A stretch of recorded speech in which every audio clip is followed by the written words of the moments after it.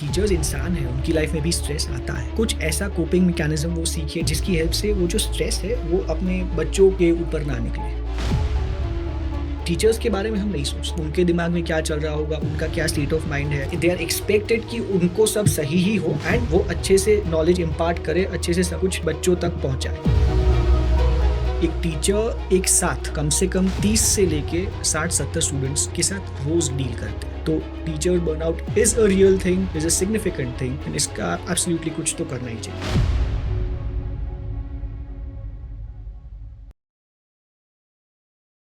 Namaskar, Jai Hind.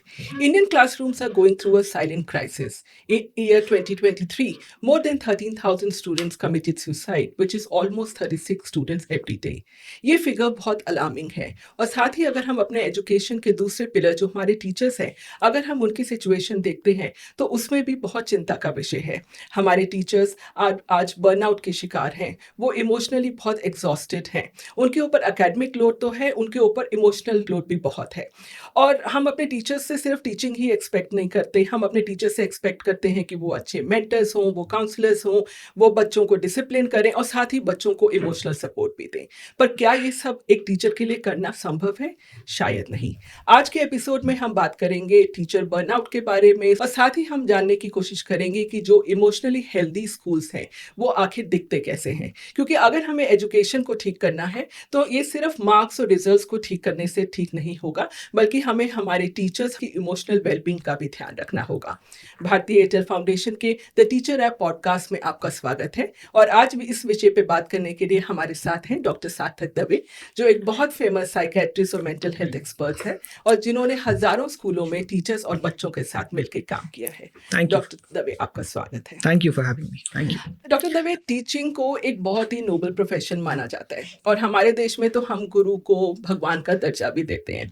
पर आज जो सच्चाई है ना, वो कुछ अलग है। हमारे टीचर्स आज बहुत स्ट्रेस्ड आउट हैं, वो ओवरवर्क्ड हैं, वो अंडरपेड हैं, उनके ऊपर बहुत सारा एकेडमिक लोड है और हमारे जो टीचर्स हैं वो डील कर रहे हैं एंशियस स्टूडेंट्स के साथ में, एंग्री पेरेंट्स के साथ में, एक ऐसा स्कूल सिस्टम जो बहुत ही इनसेंसिटिव है। तो ऐसे में बर्नआउट होना तो बहुत नॉर्मल है। पर मैं आपसे समझना चाहूँगी कि एक टीचर बर्नआउट आखिर क्या होता है और आज ये स्कूलों में इतना कॉमन क्यों होता जा रहा है? एक टीचर एक साथ कम से कम 30 से लेके 60-70 स्टूडेंट्स के साथ रोज डील करते हैं। उनके साथ रोज बातें करना, उनको रोज पढ़ाना, उनके दिमाग में क्या चल रहा है, वो बच्चों के दिमाग में क्या चल रहा है वो ध्यान रखना, उनके पेरेंट्स क्या एक्सपेक्ट कर रहे हैं, स्कूल उनसे क्या एक्सपेक्ट कर रही है, ये सब रोज करना। अलॉन्ग विद दैट खुद के जो इश्यूज है, उनकी पर्सनल लाइफ में जो भी हो रहा है, जो भी चल रहा है, वो सारी चीज़ें भी डील करना।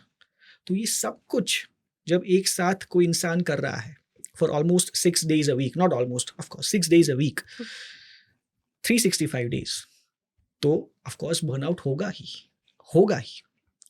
इतना सारा बर्डन जो है टीचर्स पे, एंड बर्डन है भी बिकॉज उनके ऊपर रिस्पॉन्सिबिलिटी सिर्फ ये नहीं कि पढ़ाओ, they are creating the future of the country, they are building minds in a way कि वो पढ़े लिखे, हेल्दी रहे, मेंटली हेल्दी रहे और कुछ बने जिसकी वजह से साथ में देश की भी तरक्की हो।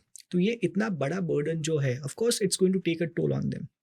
तो teacher burnout is a real thing, is a significant thing, and इसका एब्सोल्युटली कुछ तो करना ही चाहिए। बिफोर मैं टीचर्स को कहूँ, I would rather tell the management of the schools कि सी कोई भी स्कूल का मैनेजमेंट हम बच्चों को ध्यान में रख के ही बनाते हैं, कैसे प्लान करना है, क्या करना है, सब कुछ। अब वो सारी चीज़ें इम्प्लीमेंट करते हैं टीचर्स, उसके बारे में, टीचर्स के बारे में हम नहीं सोचते, उनका क्या स्टेट ऑफ माइंड है। दे आर एक्सपेक्टेड कि उनको सब सही ही हो एंड वो अच्छे से नॉलेज इम्पार्ट करे, अच्छे से सब कुछ बच्चों तक पहुंचाए।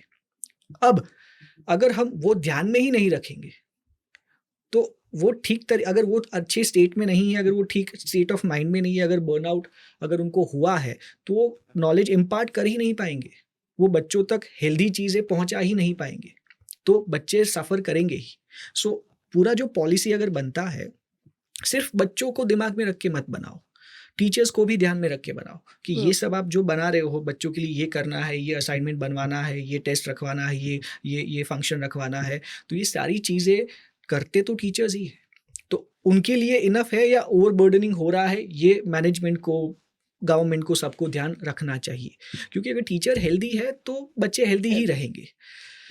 टीचर्स अगर अगर खुद के लिए कुछ करना चाहते हैं तो एक्सरसाइज करो, physical activity is a must.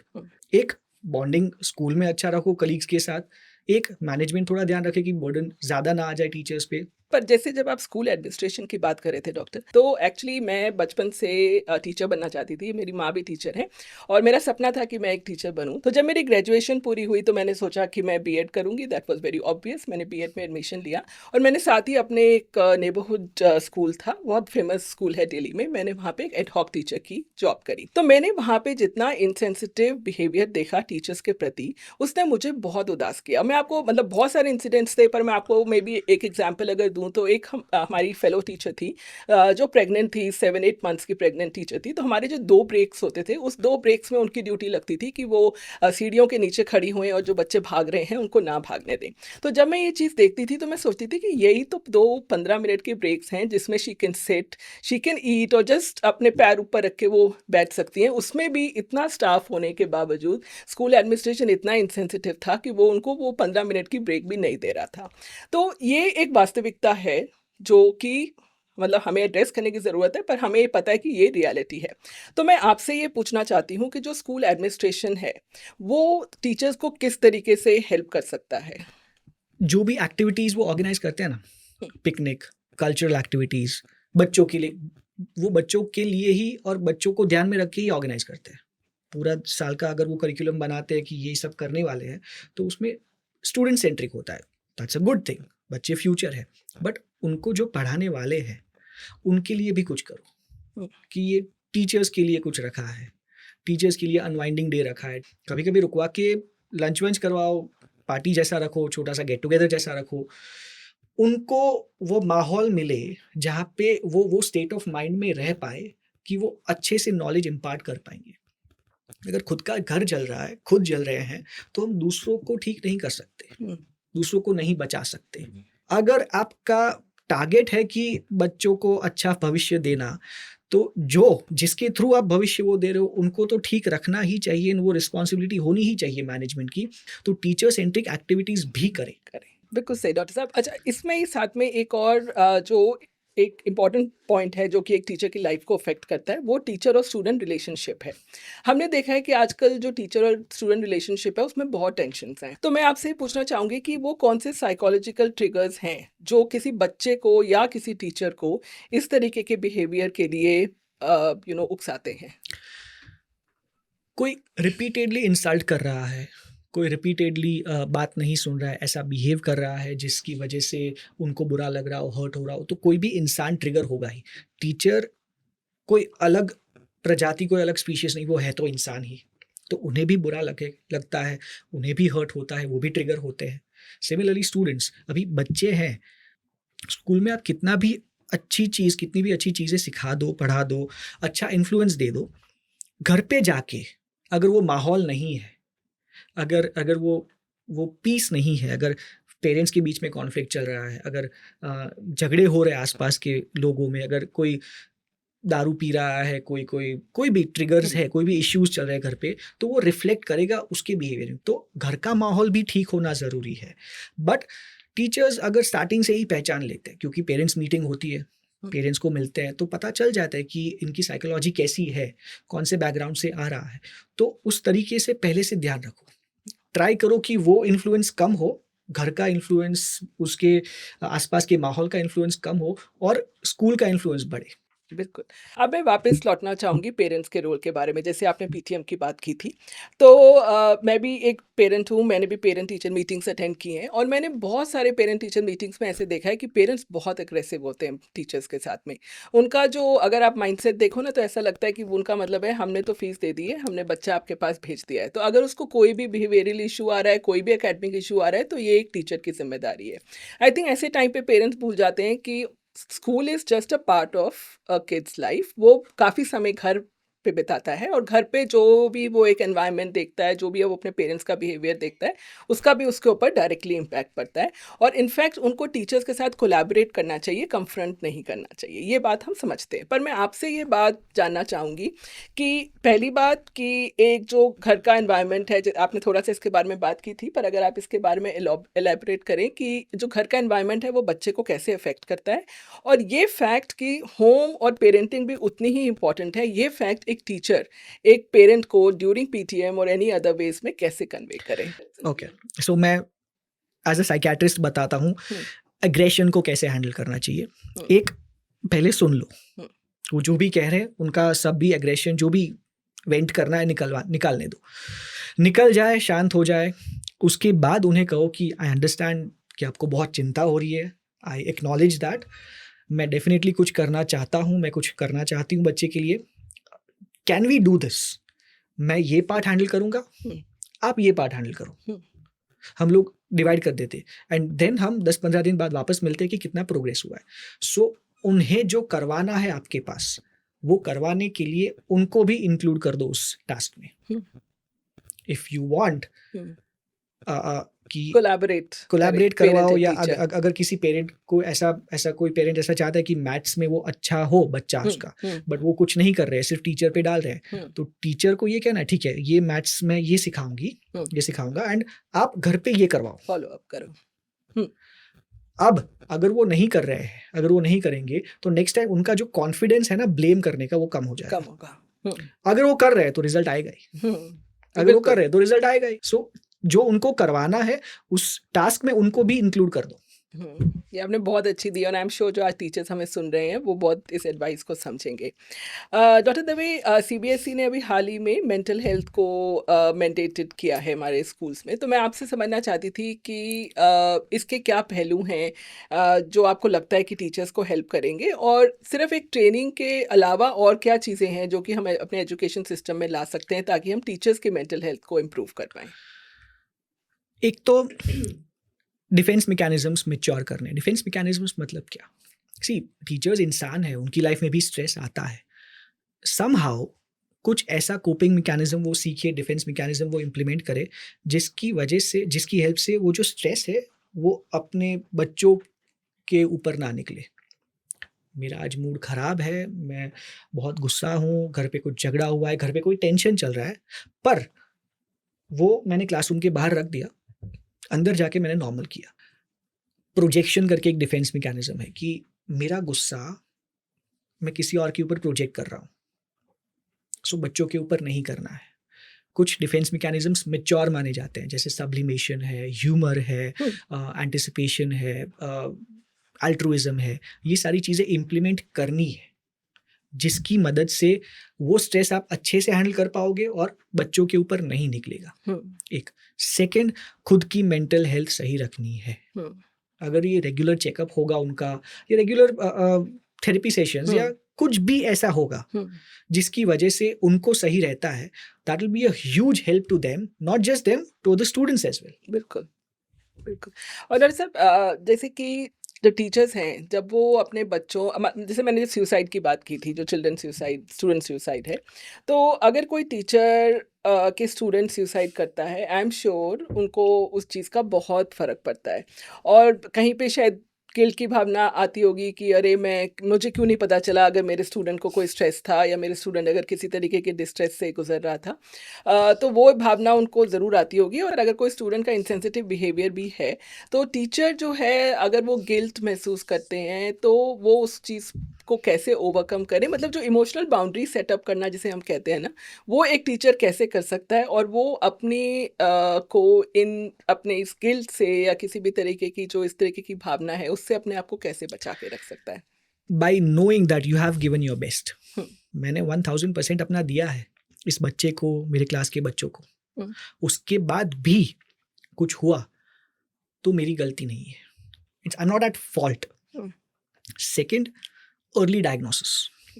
Early diagnosis मतलब कुछ साइंस शायद पेरेंट्स नहीं पहचान पाए, तो बच्चे में क्या चेंज आया है, सडन अगर चेंज आया, सडन वो विड्रॉ करने लगा है या सडन खुश होने लगा है, इट्स एन अलार्मिंग साइन। तो वो कुछ कर सकते हैं, स्कूल काउंसलर से बात कर ली, पेरेंट्स को बुला के बात कर लिया। किसी को इन्वॉल्व कर दिया। हम्म। थर्ड, ऐसा रहना है कि कभी भी कोई भी बच्चा आपके साथ बात कर सकता है। There are very high chances that the kid is not getting that accessibility from the parent. कि आप शायद वो दे सकते हो, कभी भी आके आपको कुछ भी कह सकता है, कुछ भी मतलब वो कुछ भी कहे, उस चीज को हैंडल करना है। शायद वो अपने फादर को या मदर को ना कह पाए कि उसको सुसाइड के थॉट्स आ रहे हैं, शायद आपको कह पाए, पर जब वो आपको कहता है तब आपको उसको जज नहीं करना है, इंसल्ट नहीं करना है, इनवैलिडेट नहीं करना है, सुनना है। वो सुसाइड की बात तब कहेगा अगर उसने आपको कहा कि उसको अच्छा नहीं लग रहा है और आपने सुना। अगर आप लेवल 1 पे ही नहीं अभी जा, अभी ये सब बातें नहीं करनी है मुझे, तो पढ़ाई पे ध्यान दे, ये सब अभी मत कर, तो वो डिस्करेज हो जाएगा, नहीं बता पाएगा, फिर किसी को भी नहीं बता पाएगा, पेरेंट्स को नहीं बता पाया, the closest people in that age, teacher, parents and कुछ दोस्त, बट उस एज में दोस्त नहीं समझते कि कैसे रिएक्ट करना है, तो ये 2 लोगों की रिस्पॉन्सिबिलिटी हुई। तो अगर वो बच्चा आ रहा है और हम उसको भगा देते हैं, इनवैलिडेट कर देते हैं, चल इग्नोर कर देते हैं, तो वो नहीं बताएगा। हमें ये अब मैंने ये बहुत सुना है कि इतने छोटे बच्चे में क्या टेंशन होता है, क्या डिप्रेशन आता है। डिप्रेशन एक्सटर्नल टेंशन होने की वजह से ही आए ये जरूरी नहीं है। ये एक कंडीशन, ये एक बीमारी है जो कभी भी आ सकती है। तो अगर कोई आके बोल रहा है तो the least we can do is सुन लो, उसको बोलने दो, वो शांत हो जाएगा। अगर वापस हुआ, वापस बताएगा, तो एक बच्चे की डेथ हम प्रिवेंट कर रहे हैं। That's a huge thing we are doing for the society and to the family. तो ये करना है। पर डॉक्टर साहब, हमारे देश में ना मेंटल हेल्थ के बारे में बात करना आसान नहीं है, ना तो एक स्टूडेंट के लिए, ना एक पेरेंट के लिए, और मोस्टली एक टीचर के लिए भी नहीं है। तो मैं आपसे ये जानना चाहूँगी कि हम अपने सोसाइटी में, हम अपने कल्चर में, और the way we deal with each other as a parent, as a child और एज ए टीचर, क्या करें कि हम मेंटल हेल्थ को एक टैबू ना बनाएं और हम इस पे ओपनली इस पे डिस्कशन को एनकरेज कर सकें। सबसे पहले ये मानना है एज ह्यूमन बीइंग्स कि हमें जितना पता है, हमारा पूल ऑफ नॉलेज जितना है, उतना ही इस दुनिया में एग्जिस्ट करता हो ये जरूरी नहीं है। We can not be so arrogant in our knowledge कि जस्ट बिकॉज हमें वो नहीं पता है इसका मतलब वो एग्जिस्ट ही नहीं कर रहा। सो आग लगने का वेट मत करो। अगर कोई कह रहा है कि कुछ प्रॉब्लम है तो कुछ सोच समझ के कह रहा होगा। कोई डॉक्टर कह रहा है, कोई थेरेपिस्ट कह रहा है कि ये डिप्रेशन, ये स्किज़ोफ्रेनिया, ये सारी बीमारियां हैं, इसको सीरियसली लेना चाहिए। बिल्कुल। और डॉक्टर साहब, आजकल जो बच्चे हैं, बिकॉज उनका सोशल मीडिया और टेक्नोलॉजी से एक्सपोजर इतना बढ़ गया है कि बहुत मैं केसेस जानते हैं और हम ये पढ़ भी रहे हैं आसपास कि बच्चे एआई पे डिपेंडेंट होने लगे हैं फॉर देयर मेंटल हेल्थ। तो अगर उनके मन में कोई क्वेश्चन है या अगर वो कुछ महसूस कर रहे हैं, तो rather than going to a parent और टू अ टीचर और सीकिंग एनी हेल्प, वो एआई में ये सवाल पूछ रहे हैं। तो मैं आपसे पूछना चाहती थी कि जो ये एआई का एक्सपोजर है, क्या ये हेल्पफुल है या फिर ये पूरी सिचुएशन को और भी रिस्की बना रहा है? मेंटल हेल्थ के लिए एआई का यूज नहीं करना ही बेटर रहेगा। I tell you why. मेरे पास कोई भी पेशेंट अगर आता है तो अगर मुझे कहता है मुझे हेडेक हो रहा है, मैं ये नहीं मान लूंगा कि उसको हेडेक ही हो रहा है। उसको शायद ओसीडी भी हो सकता है, उसको शायद डिप्रेशन भी हो सकता है, पर वो शायद खुद पहचान नहीं पा रहा है कि उसको क्या है। इसीलिए साइकियाट्री एक ऐसी फील्ड है जिसमें बहुत डिटेल हिस्ट्री टेकिंग से पता चलता है कि क्या है family history and all that. मैं एआई को वही पूछूंगा जो मैं अपनी चीज को परसीव कर रहा हूँ। मैं तो बोलूंगा ही नहीं कि मेरा मूड खराब है या मैं बार बार हाथ धो रहा हूँ या मुझे गंदे थॉट्स आ रहे हैं, कुछ भी मैं नहीं कहूंगा, क्योंकि मुझे शायद नहीं पता, या मैं उसको बोल रहा हूँ कि नहीं ये तो सिम्टम थोड़ी है, ये तो मैं कर रहा हूँ। तो अगर मैं नहीं कहूंगा तो एआई सही से जवाब नहीं देगा, एआई नहीं पहचान पाएगा। अगर एआई नहीं पहचान पाएगा और मैं उसकी ट्रीटमेंट लूंगा, उसने जो कहा वो करूंगा, तो शायद मेरा हेडेक ठीक होगा, पर हेडेक तो था ही नहीं। एंड एआई को ये भी नहीं पता है कि क्या नहीं करना है। एआई को अगर आप सुसाइड के बारे में बात करोगे तो वो डिटेल में सुसाइड के बारे में बात करते रहेगा। बिल्कुल। और वो स्टेप हर पेशेंट का, हर इंसान का अलग अलग है। मैं एक इंसान को सुसाइड के बारे में ये बोल रहा हूँ, दूसरे इंसान को सुसाइड के बारे में ये बोल रहा हूँ, क्योंकि उसके ऊपर वो काम करता है। एआई थोड़ा जनरल हो जाएगा, शायद किसी को एनकरेज कर देगा। बहुत लोगों को किया भी है, बहुत लोगों ने ऐसे चैट जीपीटी पे केस भी किए हैं, लॉसूट भी फाइल हुए abroad, but that's very risky and you can not trust a computer and you should not trust a computer if you are not trusting a human being. That's a little lame, क्यों भाई machine हम्म, कैसे सही हो सकता है? हम्म, इतना सही तो नहीं हो सकता। नहीं हो सकता। और डॉक्टर साहब हम जब बात करें, ये प्रॉब्लम बहुत बड़ी है और हमारा जो पूरा स्कूल सिस्टम है वो भी बहुत बड़ा है, तो पर अगर आप देखो तो हमारे देश में जो मेंटल हेल्थ प्रोफेशनल्स हैं उनकी बहुत कमी है। हर स्कूल में मेरे ख्याल से एक काउंसलर है, एक काउंसलर से भी ज़्यादा नहीं है। और तो आपको क्या लगता है कि क्या एक काउंसलर एक स्कूल में काफ़ी है? जब मैं 2-3 हज़ार वाले स्कूल की बात कर रही हूँ। और नॉर्मली जो मेरा एक्सपीरियंस रहा है कि काउंसलर ना सिर्फ जो प्रॉब्लम चाइल्ड जिसे बोलते हैं ना, उन्हीं से डील करने की कोशिश करते हैं, और बाकी जो उनको लेस प्रॉब्लमैटिक लगते हैं या फिर जो अभी शुरू ही हो रहे हैं जिनको वो इग्नोर करते हैं। तो मैं आपसे पूछना चाहूँगी कि मेंटल हेल्थ को स्कूल्स को कैसे प्रायोरिटाइज़ करना चाहिए? Should they hire more counsellors?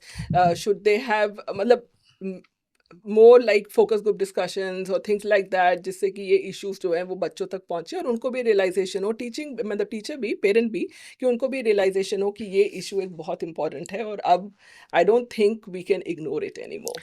सी एक क्लास में 35 से 50-60 बच्चे, बिल्कुल। एक स्टैंडर्ड में multiple divisions, hmm, ABCD I don't know, multiple hmm, divisions, hmm, ऐसे first standard to 10th standard हज़ारों बच्चे हुए।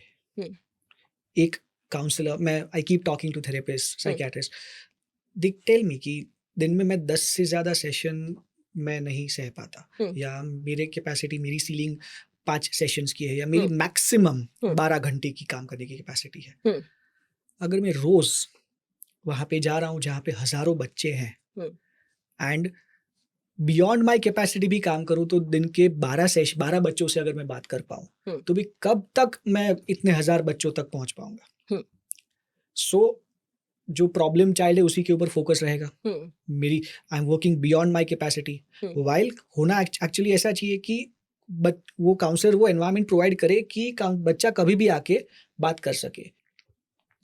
यहाँ पे ऐसा होता है कि टीचर भाई तू जा काउंसलर को मिल के आ, hmm, which will be considered as a punishment, hmm, क्योंकि वापस आने पे सब हम्म, बच्चे जज करेंगे, या हाँ, टीचर भी ये हो जज करेगा, या गया, हाँ, टीचर कंप्लेन करेगा अपने अपने पेरेंट्स को। हम्म, सो ये नहीं होना चाहिए। हम्म, काउंसलर से बात करना, हम्म, काउंसलर के साथ चीज़ें शेयर करना एक नॉर्मल सहज हम्म, चीज़ माना जाना चाहिए। Hmm, the kid should be able to talk to the school counsellor और the teacher hmm, in a very free way. Hmm, कभी जाके मन हुआ बात कर ली, हम्म, एंड उससे बहुत सारी चीज़ें पता चलती है। हम्म, एक इंसान एक साल में हम्म, हज़ारों बच्चों तक हम्म, नहीं पहुँच सकता, हम्म, पॉसिबल ही नहीं है। हम्म। फिज़िकली, मेंटली पॉसिबल ही नहीं है। मैं आपसे ये समझना चाहूँगी कि एक टीचर को उसकी फैमिली कैसे सपोर्ट कर सकती है? क्योंकि हमने स्कूल एडमिनिस्ट्रेशन की बात करी, हमने पेरेंट्स की बात करी, बट मुझे लगता है कि ये एक बहुत बड़ा फैक्टर है कि एक जब टीचर अपने घर आती है, तो उसकी फैमिली उसे कैसे सपोर्ट कर सकती है? It is a demanding job. Hmm, teaching is a demanding job. Somebody who is dedicated कि मुझे बच्चों को ये सिखाना है, अच्छे से सिखाना है, और वो जो वीक बच्चा है ना, उसको भी सिखाना है, उसको भी ठीक करना है, तो वो एग्ज़ॉस्ट करता है। हुँ, हुँ, तो ये जो ट्रांज़िशन इमीडिएट होता है ना, हुँ। थोड़ा तो टाइम दो, थोड़ा अनवाइंड करने का। अब जैसे जब से ये व्हाट्सएप आए हैं, तो teachers have to be active on school के व्हाट्सएप ग्रुप्स हैं। तो पहले जैसे मैं अपनी मदर का अगर एग्जांपल दूँ, तो जब बच्चों की छुट्टी होती थी, टीचर्स की भी छुट्टी हो जाती थी, वो भी हमारे साथ घर आ जाती थी।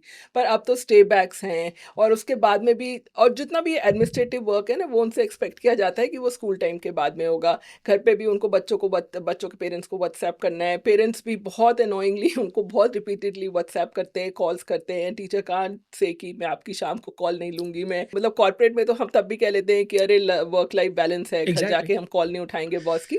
But I don't think school में ऐसा होता है। तो ये जो सारा जो आज के जो सिचुएशन है, वो आई थिंक एक टीचर की जॉब को बहुत स्ट्रेसफुल कर बिल्कुल, रहा है। Something that can be talked on a Sunday hmm, in the parents teachers meeting, hmm, वो व्हाट्सएप पे मंडे को शाम को बात करने की ज़रूरत नहीं है पेरेंट्स के हुँ, साथ, ये पेरेंट्स को समझना है। हुँ, क्योंकि एक teacher, that kid plus the parents, ये तो 40 या 15 to 3 बिल्कुल, लोगों के साथ डील कर रहा है, बिल्कुल। एंड वो कंटिन्यूस रोज करते रहे, वो बहुत एग्जॉस्टिंग होगा। हुँ, ये ह्यूमनली पॉसिबल नहीं है कि मैं 8 घंटे 7 घंटे काम करके आऊँ और मैं उतना ही डेडिकेशन से वापस से पढ़ाऊँ, वापस से कुछ और करूँ। हुँ, मुझे रिलैक्स करने का टाइम चाहिए, हुँ, किसी को भी चाहिए, चाहिए। इंसान है हम। हमें थकान होती है, हम एग्ज़ॉस्ट होते हैं, हम बर्नआउट होते हैं, हमें स्ट्रेस होता है, हमें पता नहीं चलता है किस बात का स्ट्रेस है, हम इरिटेबल होने लगते हैं। हुँ, बट ये इसी बात का है कि हुँ, ये जो ब्रेक होना चाहिए वो मिलता ही नहीं है। हुँ। सो लाइक आई सेड, अगर संडे हो सकता है पीटीएम में, तो उसी शाम को बात करने की जरूरत नहीं है, हम्म। नोट लिख के रखो, हम्म। पीटीएम में बात कर लेना। बिल्कुल। पीटीएम इसी चीज के लिए है। Correct. सेकंड, मैनेजमेंट को भी समझना है, हम्म। टीचर्स इंसान है, हम्म। प्रॉफिट के लिए या हम्म। अच्छा दिखाने के लिए या सब चीज़ें इंक्लूड करवाने के लिए, ऑफ कोर्स बच्चों का फ़ायदा ही होगा, बट टीचर्स को भी वो मत करो, क्योंकि अगर उनकी हेल्थ सही नहीं रहेगी तो एजुकेशन की क्वालिटी बिगड़ेगी ही। बिगड़ेगी। बिल्कुल। डॉक्टर दवे, अब मैं अपने पॉडकास्ट के हम लास्ट सेक्शन में हैं। इस लास्ट सेक्शन में ना मैं आपसे बहुत ही सॉल्यूशन ओरिएंटेड 2-3 प्रश्न पूछना चाहूँगी। तो मैं सबसे पहला आपसे जानना चाहूँगी कि अगर आपको एक ऐसा क्लासरूम डिज़ाइन करना हो जहाँ इमोशनल वेलबीइंग भी उतनी ही इम्पोर्टेंट हो जितने एकेडमिक्स, तो आप उस क्लासरूम को कैसे देखते हैं? बच्चे फ्री, अगर बच्चे हैं तो बच्चे फ्रीली अपनी चीज़ें एक्सप्रेस कर पाएँ, बता पाएँ एंड इमोशंस एक्सप्रेस कर पाएँ। बच्चे एक दूसरे को बुली ना करें, जज ना करें, हम्म। इक्वालिटी अच्छी खासी हो, हम्म। एंड बच्चे एक दूसरे को सपोर्ट देख के तौर पे देख पाए एज कम्पेयर टू कॉम्पिटिशन। हम्म। ये मेरे लिए बहुत ज़रूरी है। ठीक है। अगला सवाल है कि अगर हम 10 साल आगे की सोचें, तो आप भारत के एजुकेशन सिस्टम में मेंटल हेल्थ में कौन-सा बड़ा बदलाव देखना चाहेंगे? सबसे पहले every single kid should be encouraged to express, okay. क्योंकि आप अगर उसके बारे में बात करोगे तो उसको पता चलेगा कि मुझे ऐसा कुछ प्रॉब्लम हो तो मैं इनको वापस बता सकता हूँ। हुँ। एज टीचर्स ये सिखाना ज़रूरी है। वो आपको बताएगा तो बहुत सारी चीज़ें आप पहचान लोगे, अर्ली डायग्नोसिस होगा, हुँ। प्रिवेंट कर पाओगे। इसलिए mental health is an epidemic right now, and पहले से अगर पता है हुँ। तो हम उसको उसको आगे बढ़ने से रोक सकते हैं। क्या ऐसे कोई टूल्स हैं जो कि पेरेंट्स और टीचर्स यूज़ कर सकते हैं? मतलब चाहे वो थिएटर हो या फिर वो मतलब लिख के डायरी राइटिंग, या ऐसा कोई ऐसे टूल्स हैं जो कि आप रिकमेंड करोगे? So before going doing that, hmm. पहले ट्राई तो करो हुँ। एक्सप्रेस करवाने की। पहले हुँ। उसको वो माहौल दो कि वो आपको बताए। हुँ। अगर फिर वो नहीं बता पा रहा है, then depending on what the kid likes, हुँ। आर्ट है, पेंटिंग है, हुँ। तो उस टाइप की पेंटिंग से पता चलेगा। हुँ। वो drawing, painting, hmm. Journaling is a very important thing. Hmm. अगर वो जर्नल कर रहा है, हुँ। तो वो बहुत सारे अपने इमोशंस उस पेपर के ऊपर निकाल रहा है। आजकल हमारे पेरेंट्स जो हैं, हम सब जॉब्स कर रहे हैं, हम लोगों के पास टाइम भी नहीं होता अपने बच्चों से बात करने का। पर अगर आप बच्चे से ये नहीं पूछो, मैं ये नहीं कहती कि बच्चों से पूछो और बेटा क्या चल रहा है, सब ठीक है। पर अगर आप उससे जनरली पॉलिटिक्स पे भी डिस्कस करते हो, आप कोई भी इशू पे डिस्कस करते हो, तो आपको अपने बच्चा क्या सोच रहा है वो ईजिली पता चल जाता है। तो मुझे ये लगता है कि पेरेंट्स के लिए भी और टीचर्स के लिए भी बच्चों के साथ लगातार बात करना बहुत ज़रूरी है। टॉक टॉक टॉक जिसे कहते हैं ना, और बिना मतलब एक पर्पस के भी करना चाहिए, कि ये नहीं कि आप हर चीज़ के लिए एक पर्पस ढूंढ रहे हैं और सिर्फ हालचाल वाला जो बात है वो नहीं, but talk to your children. So mental health में, डायग्नोसिस में, साइकियाट्री में hmm. Leading question never helps. Hmm. क्या आपको डिप्रेशन है? बिल्कुल। How do you feel? या अभी का जो सिनारियो है, पॉलिटिकल सिनारियो, या अभी हम्म। का जो वर्ल्ड सिनारियो है, उसके बारे में आपका क्या कहना है? हम्म। ये जो जवाब है hmm. Will tell us a lot about whatever is going on in their mind. बिल्कुल। सो ये जो डायरेक्ट क्वेश्चन है ना, हम्म। ये काम मेंटल हेल्थ में नहीं करते। हम्म। ये बाकी चीजों में कर सकते हैं, भूख लगी है, हम्म। हाँ या ना जवाब है, हम्म। पर ये लीडिंग क्वेश्चन यहाँ पे काम नहीं नहीं करेगा। करता। यहाँ पे बाकी सारी चीजें, एंड इसलिए बाकी सारी चीजों से दो फायदा होगा। एक, वो उसके बारे में जब बात होगी तब उनके दिमाग में क्या चल रहा है पता चलेगा। सेकंड, वो बॉन्ड बनेगा। हम्म। इसलिए अगर बात हमने नहीं पूछा फिर भी अगर उनको बताना है तो वो बॉन्ड है, तो आपके बताएंगे आपको हम्म। कि हाँ मुझे ऐसा थोड़ा आज हो रहा है, आज अच्छा नहीं लग रहा है। हम्म। सेकंड, घर पे भी हम्म। मेंटल हेल्थ इश्यूज के बारे में बात करना नॉर्मलाइज करो। I am not hmm. Feeling good today. Hmm. तो अगर पापा ने मम्मी को कहा कि I am not feeling good today, मम्मी ने अच्छा जवाब दिया, हम्म। तो बच्चे को अगर ऐसा कुछ हुआ तो वो बता पाएगा कि बिल्कुल। It's not a bad thing to not feel good, it's बिल्कुल। Not a wrong thing. तो हम्म। मैं बताऊं तो हम्म। मुझे गंदा जवाब या डिस्करेजिंग जवाब नहीं मिलेगा, मेरा इंसल्ट नहीं होगा, तो मैं भी बिल्कुल। बताऊंगा। बिल्कुल। छोटी छोटी चीजें अगर बताएंगे, वो सुनी जाएगी, तो ही बड़ी चीज कोई बताएगा ना। डॉक्टर साहब, मैं आखिरी जो आपसे सवाल पूछना चाहूँगी कि अगर आपको कल से ही भारतीय स्कूलिंग सिस्टम में सिर्फ एक चीज़ बदलने का मौका मिला है, तो वो चीज़ आप क्या बदलेंगे? Emotional expression and emotional identification. Hmm. एक, मुझे क्या फील हो रहा है ये मैं खुद पहचानूं, हम्म। उसको एक्नॉलेज करूं, हम्म। खुद की डिसरिस्पेक्ट, खुद की इंसल्ट ना करूं। हम्म। ये हो रहा है, इट्स ओके। हम्म। सेकंड, मैं इसके बारे में बात करूं और लोग रिसीव करें, हम्म। एटलीस्ट मेरे आसपास के बच्चे, मेरे हम्म। टीचर्स। ये हम्म। दो चीज। होनी बहुत ज़रूरी है। पर इसके जो मतलब एक बार एक जब अगर आप स्कूल सिस्टम देखो तो जो टाइम टेबल होता है, एक के बाद एक के बाद एक के बाद एक पीरियड होता है। तो एक फर्स्ट जो एक ज़ीरो पीरियड होता है, जिसमें मैंने देखा है कि मैं अपने अगर बच्चे के अनुभव से भी बोलूँ, तो वो एक पीरियड बहुत ओपन डायलॉग, मतलब पहले तो शायद इतना नहीं, बट जो लेटर ईयर्स होते हैं ना 9, 10th, 11th, 12th में, वो बहुत एक ओपन डायलॉग वाला पीरियड होता है। तो उसमें आपको लगता है कि स्कूल को उस पीरियड को बेटर यूटिलाइज़ करना चाहिए फॉर समथिंग लाइक दिस, और टीचर्स को इक्विप करना चाहिए विद सम टूल्स, मतलब एक छोटा-सा सर्वे कर दो, या किसी एक गेस्ट को बुला के कोई बात कर दो, या फिर अब तो सब स्मार्ट क्लासेस हैं, तो कोई एक वीडियो दिखा दो।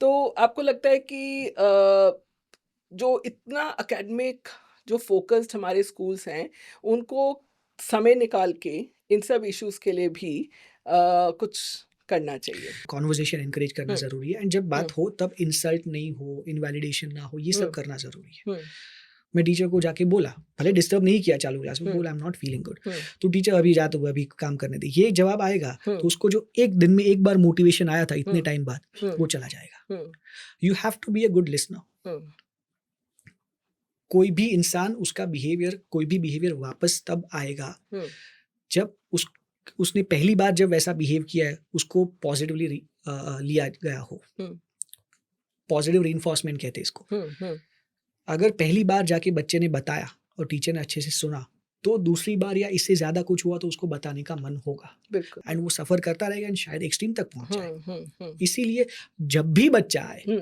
क्योंकि जब आप अवेलेबल हो या जब आप उस स्टेट ऑफ माइंड में हो या वो ज़ीरो पीरियड है तभी बच्चा आए, ये हुँ, ज़रूरी नहीं है। हुँ। तो एट द वे आज जो पेरेंट्स, टीचर्स और स्टूडेंट्स हमें सुन रहे हैं, आप उनको एक क्या मैसेज देना चाहेंगे? मैंने जो पहले कहा वो मैं फिर से कहूँगा, मैंने जो मूवी में देखा था वो मैं दिल से मानता हूँ कि घर में जब एक बच्चा पढ़ जाता है ना, पढ़ लेता है ना, तब उसका, उस घर का, उसकी आने वाली 7 पुश्तों का भविष्य बदल जाता है।